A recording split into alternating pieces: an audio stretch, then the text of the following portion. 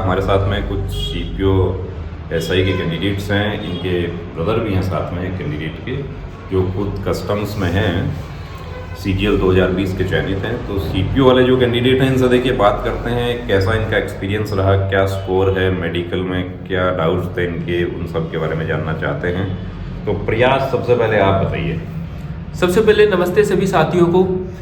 मैंने जब मेंस दिया तो उसके बाद में आंसर की आने के बाद में जो मेरे नंबर आए तो मुझे लगा कि मैं मेडिकल के लिए कॉल आएगा। तो मेरे मन में कुछ डाउट्स थे, जैसे कि मेरे जो नौकनी है उसके अंदर मुझे डाउट था कि हाँ भाई मेरी नौकनी है कि नहीं है, या फिर कुछ मेरे इंटरनल प्रॉब्लम है, जो भी है उनके प्रति मेरे अंदर डाउट था।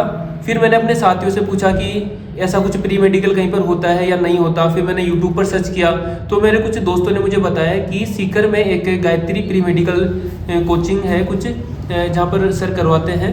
तो फिर मैंने यूट्यूब पर सर्च किया उनके बारे में। तो फिर यूट्यूब पर मैंने देखा, उनके वीडियोज़ देखे, तो मुझे लगा कि सर का एक वीडियो था जिसमें सर ने बता रखा है कि छोटी छोटी गलतियों की वजह से बच्चे मेडिकल में आउट हो जाते हैं। तो मुझे भी लगा कि कहीं ना कहीं वो गलतियां मुझसे ना हो जाए, इस वजह से मैं सर के पास आना मैंने प्रीफर किया और सर के पास में आया। जयपुर से आया हूँ मैं, और सर के पास आने के बाद में मैंने यहाँ पर सबसे पहले मैं ऑफिस में आया तो उनका जो वहाँ पर जो थे सर, उन्होंने बहुत अच्छे तरीके से हमें बताया कि हाँ आपका ये अपॉइंटमेंट है, सर आने वाले हैं। फिर सर के पास में हम गए, सर ने बहुत अच्छे तरीके से पहले खुद ने देखा, फिर उसके बाद में हमें एक सबसे बढ़िया बात ये लगी कि सर ने सबसे पहले हमें देखा, उसके बाद में सर ने एक एक पर्टिकुलर डॉक्टर के पास भेजा, जैसे आंखों का डॉक्टर, कान का, नाक का, गले का, और पूरा एक फिजिशियंस के पास भेजा। तो ऐसे करके लगभग 3 या 4 डॉक्टर्स के पास हम गए हैं, ईसीजी करवाई है, एक्सरे करवाया है। तो एक प्रॉपर चेकअप तो लगता है कि कॉस्टली है, लेकिन मेरे हिसाब से ये कॉस्टली लगने से ज़्यादा ये थोड़ा मतलब आपको जब आप यहाँ पर आओगे तो आपको लगेगा नहीं कि हाँ ये कॉस्टली है। तो मेरा यही कहना है कि बहुत अच्छा एक्सपीरियंस रहा है यहाँ पर।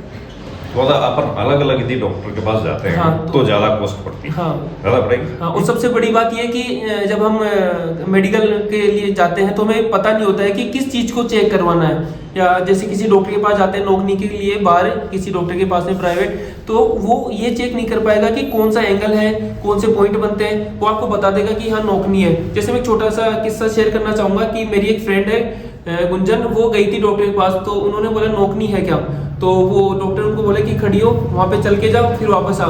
फिर बोले तेरे गोडे तो टच ही नहीं हो रहे, तेरे नौकरी नहीं है।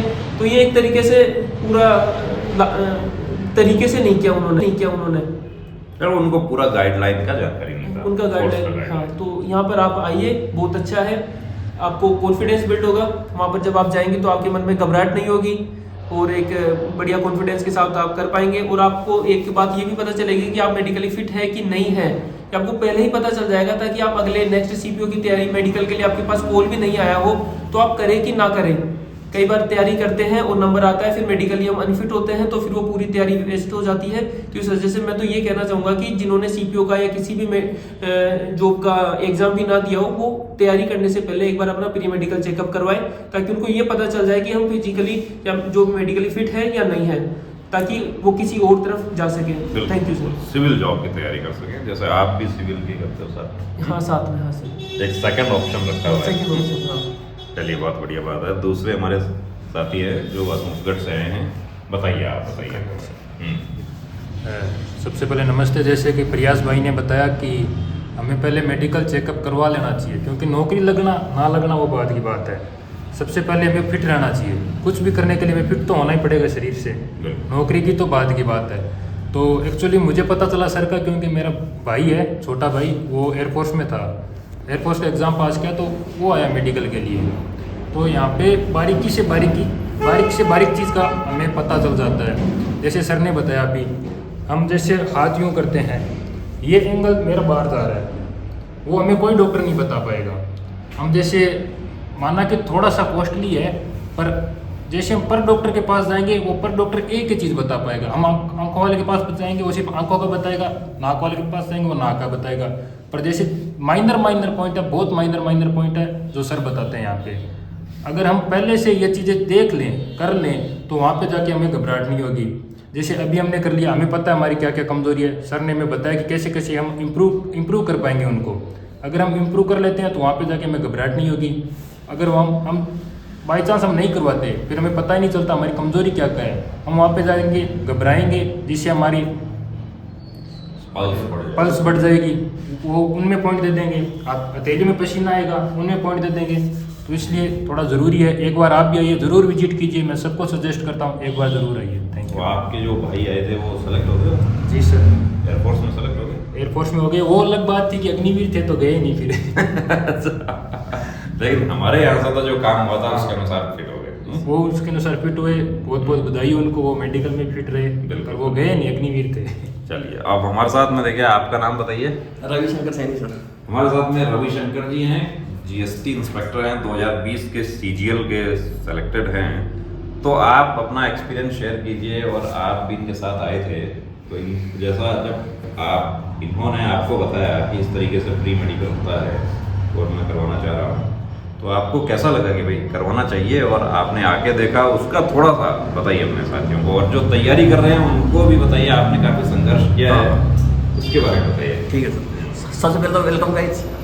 तो सबसे पहली बात तो ये है कि जैसे भी मेरे भाई ने इसका फिजिकल हो गया था और मेंस का एग्जाम इसका अच्छा स्कोर आ गया था, तो मैं इसको बता चुका था कि तेरे को अब आगे मेडिकल के लिए तैयारी करनी चाहिए, और मतलब तेरा ऑलमोस्ट सिलेक्शन हो ही जाएगा।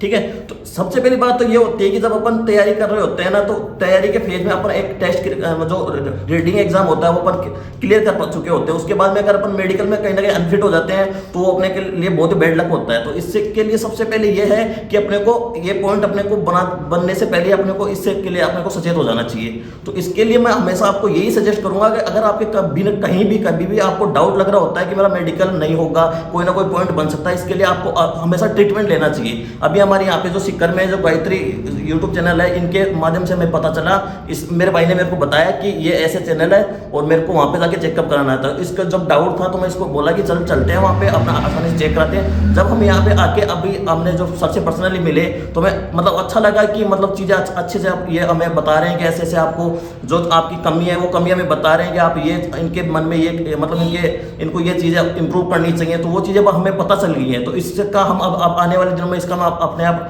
ट्रीटमेंट करेंगे। और ये मतलब एक अच्छी चीज़ लगी कि मतलब अब आगे जाएंगे, अब ये मेडिकल कराने जाएगा तो इसको मतलब दिक्कत नहीं आएगी। ठीक है, और सबसे यही जरूरी होता है कि आप अपनी जो सिलेक्शन ले रहे हो ना, तो सिलेक्शन के लिए आपको ये नहीं कि आपको टेस्ट क्वालिफाई कर दिए तो आपको कोई नहीं बोलेगा कि आपका सिलेक्शन हो गया। जब तक आपको ज्वाइनिंग नहीं आ जाएगी तब तक आपको कोई नहीं बोलेगा कि आपका सिलेक्शन हो गया। तो इसके अंदर आपका मेडिकल भी है, वो भी आपके एक इंपॉर्टेंट मतलब फेज होता है, जो इसके लिए भी आपको फिट होना जरूरी है। तो फिट होने के लिए आपके मन में कोई भी शंका नहीं होनी चाहिए कि आपको मतलब अनफिट हो सकते हो। तो इसके लिए आपको जरूर ट्रीटमेंट लेना चाहिए। अगर आप हमारे आसपास के हो, अगर आप यहाँ आना अफोर्ड कर पाते हो तो यहाँ पे जो सर है जो आप गायत्री इंस्टीट्यूट चलाते हैं मेडिकल के लिए, आप यहाँ पे आके जरूर विजिट कर सकते हो। आने के बाद में आपको तुरंत आपको मतलब अच्छा लगेगा और आपको कहीं ना कहीं कॉन्फिडेंस आएगा बॉडी के जो मेडिकल है उसको लेके आप अच्छा फील करोगे। ठीक है, थैंक यू।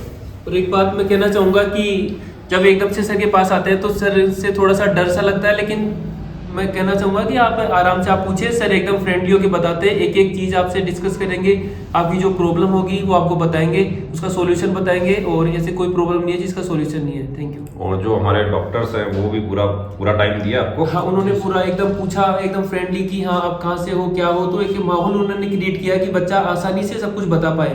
तो सब कुछ बहुत अच्छा था। जो हथेली का पसीना है वो नहीं है? हाँ, हर बार मेरे हथेली का पसीना आ जाता है जब मैं एग्जाम देने जाता हूँ, या फिर अनफ्रेंडली कंडीशन कुछ हो जाती है, अपरिचित अनफेमिलियर, तो लेकिन यहाँ पर ऐसा कुछ नहीं था। नहीं है, बिल्कुल भी नहीं, एकदम सूखा। अभी एकदम सूखा आप देख सकते हैं अभी सूखा। तो दूसरा देखिए, वहाँ पर इस तरीके से हाथों को करके नहीं बैठना है, ऐसे बैठेंगे तो पसीना आएगा। और दूसरा, मुंह को इस तरीके से नहीं पहुंचना, क्योंकि यहाँ भी पसीना आता है। ऐसे बहुत सारे पॉइंट्स हैं। तो देखिए, हम चाहेंगे कि एक दिन फिर हमें प्रयास और जो दूसरे हमारे साथी हैं दोनों मैसेज करें कि हम सेलेक्ट हो गए हैं, या हम लोग ही रिजल्ट देख लेते हैं जब आता है रिजल्ट, कि हमारे पास नाम तो नहीं आपका, रोल नंबर नहीं है तो नाम तो है, तो उससे देख लेंगे और मैसेज कर ही देते हैं, जो फिट हो जाते हैं। चलिए, बहुत शुभकामनाएं, जय हिंद।